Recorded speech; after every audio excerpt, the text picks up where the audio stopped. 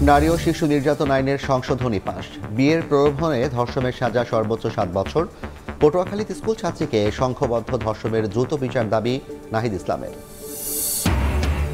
৩রা এপ্রিলও সরকারি ছুটি। এবার ঈদ উল ফিতরে অফিস আদালত বন্ধ টানা 9 দিন। শেষ হলো ঈদ যাত্রায় আগাম টিকিট বিক্রি। কালোবাজারির অভিযোগ।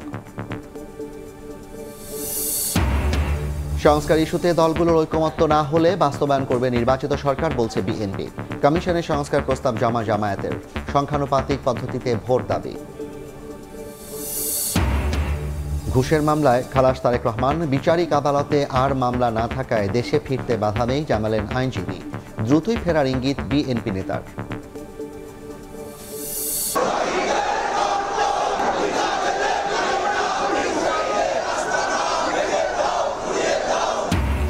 ফিলিস্তিনিদের নির্বিচারে হত্যার প্রতিবাদে বাংলাদেশের ঢেউ।